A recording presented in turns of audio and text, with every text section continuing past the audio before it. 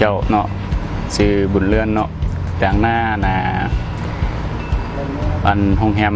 วิกตอเรียสิงห์ทองพาเลสเนาะวิกตอเรียเนี่ยจะเป็นกลุ่มบริษัทที่ใหญ่จาก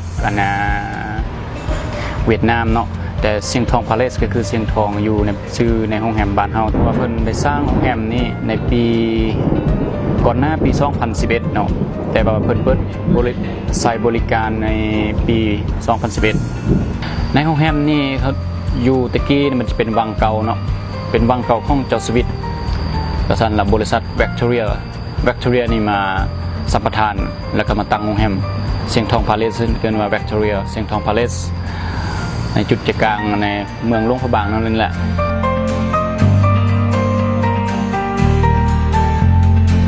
ในการบริการของโรงแรมเฮานี่มันก็มีเป็นหลักๆก็คือห้องนอนเนาะบริการให้แขกต่างดาวหรือแขกในภายในบ้านแขกภายในหรือต่างประเทศนั่นแหละกับบอกว่าเราแขกได้ก็มาพักมาพรได้คือว่ามันมีห้องเฮามี26ห้องรวมทั้งหมดจุดหลักๆที่โรงแรมเฮาเป็นโรงแรม4 ดาวเนาะเขาจะมีหลักๆที่เรื่องการบริการห้อง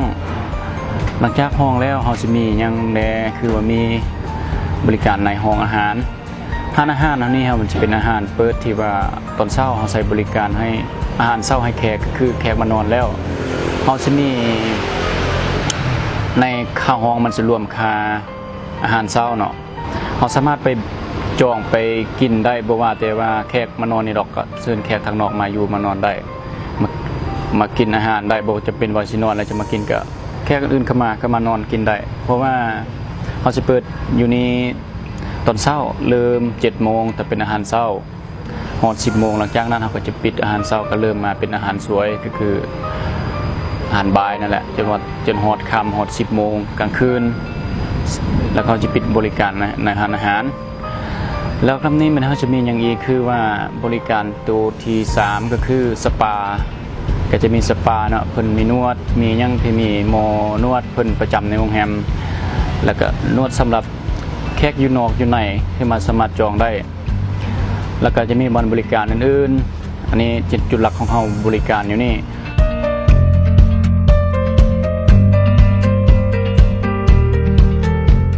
อีกพิเศษอย่างหนึ่งเขามีอยู่นี่แต่ว่าเชื่อว่าเขาสิบ่มีในโรงแรมอื่นเขาจะมีให้เบิ่งหนังเรื่องเขาเบิ่งช้างมูวี่หนังเรื่องช้างมูวี่ทุกๆแรงในห้างอาหารเขาสิเปิดให้ช้างมูวี่นี่เป็นหลักๆคือที่เราใช้แบบคนลาวเขาเคยใช้ชีวิตในป่าตะกี้มาแล้วก็ใช้ในป่าแล้วก็มีกกไม้ใหญ่ๆยังอยู่ป่านงแล้วก็มีคนสมัยตะก่อนสามารถสื่อสารกับสัตว์หนังเรื่องตัวนี้เพราะว่าอันนี้เขาจะเปิดใช้บริการให้ถ้าว่าแขกจองเขาจะมีในแพ็กเกจจะมีให้ที่มีอาหารวางแล้วก็มาเบิ้งมาชมในหนังเรื่องตัวนั้นหนังเรื่องก็ยาวกว่าชั่วโมงกว่านี่แหละแล้วการบริการอื่นๆนี่คือว่าแขกมาพักมาเช้าเขาก็ยังมีรถ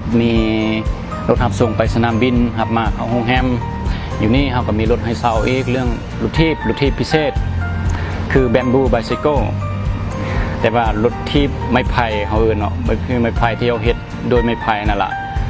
ถ้าทานได้สนใจอยากเบิ่งอยากชมมาเบิ่งที่มาพักหรือว่าแวะชมเบิ่งก็ได้คือรถทีบที่ว่าพิเศษบ้านเฮาบ่ค่อยมีตัวนี้เนาะแล้วก็มีหลายๆที่เฮาจะบริการให้ลูกค้าเรื่องการจัดทัวร์ไปเที่ยวที่ไปตัดกงสีมันยังที่เฮาสามารถให้ข้อมูลไปตลาดมืดไปยัง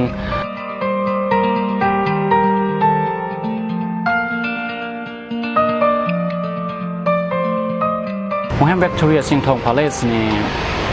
มันตั้งอยู่ในจุดใจกลางเมืองหลวงพระบางนั่นแหละแล้วก็ติดกับวัดเสียงทองเนาะอยู่จุดใจกลางเมืองอยู่แคมป์คลองอาหารวิวงามอยู่ทางแคมป์คลองสามารถกินข้าวแรงข้าวเช้าข้าวสวยเบิ่งวิวธรรมชาติไปฝากซิงแมนคือวัด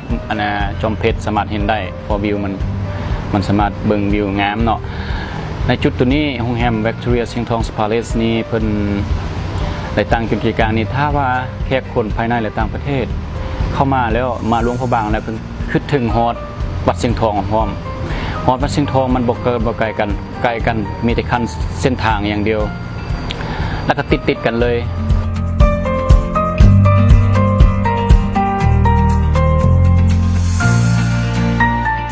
บรรดาแขกบรรดาทานที่ลูกค้าที่มาพักมาเซาหรือยังบ่ทันพักมาเซาก็สามารถมาพักมาเซานำเฮาได้เรื่องราคาก็เป็นกันเองในจุดใจกลางเมืองสามารถย่างไปในเมืองตลาดมืดหรือบ่ซั่นก็เซารถทิพย์ยังไปก็ได้เฮามีรถตุกๆยังที่ใช้บริการแขกที่อยากไปเที่ยวนี่เที่ยวนั่นเฮาสามารถให้ได้เอาขอขอบใจ